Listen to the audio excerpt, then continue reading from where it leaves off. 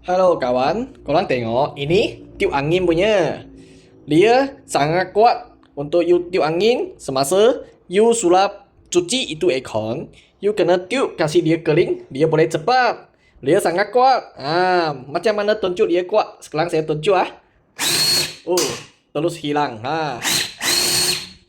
Ini pun akan belak. Korang tengok.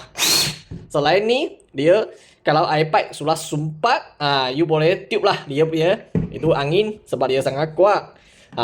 Bukan sahaja tiup untuk aircon lah. Itu coil you mau tiup kering atau longkang atau mana-mana pun boleh.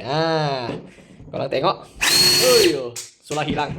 Sangat kuat. Kalau korang ada minat, kalau semasa kerja, you di auto, ada hujan, kena you punya lampu, sulah pasar, you pun boleh guna ini tiup untuk kening.